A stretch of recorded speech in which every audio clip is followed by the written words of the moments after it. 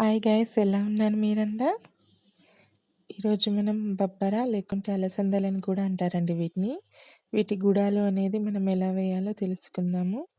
ముందుగా వీటిని ఒక 4 గంటల పాటు నానబెట్టుకోవాలండి. ఆ తర్వాత ఉడికించుకోవాలి.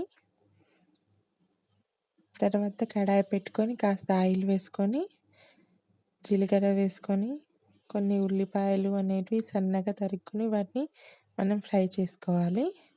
ఉల్లిపాయలు కాస్త ఫ్రై అయ్యాక కాస్త పసుపు వేసేసి వేయించేయాలండి. పసుపు పచ్చివాసన వెళ్ళే వరకు వేయించాక కరివేపాకు అనేది యాడ్ చేసుకొని బాగా వేయించుకోవాలండి. కరివేపాకు కూడా కాస్త ఫ్రై అయ్యాక మనం ముందుగా కడిగి ఉంచుకొని బాయిల్ చేసుకొని ఉంచుకున్నాం కదా, అలసందలు అనేవి యాడ్ చేసుకోవాలి.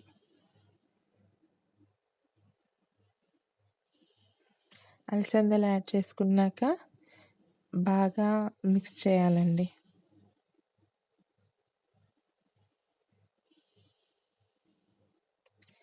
నెక్స్ట్ వీటికి సరిపడా సాల్ట్ వేసుకోవాలి.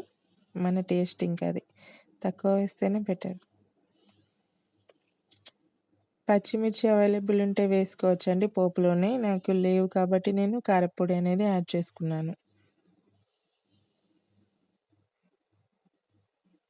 నెక్స్ట్ మిర్చి పౌడర్ వేసాక కూడా ఒకసారి బాగా కలుపుకోవాలండి.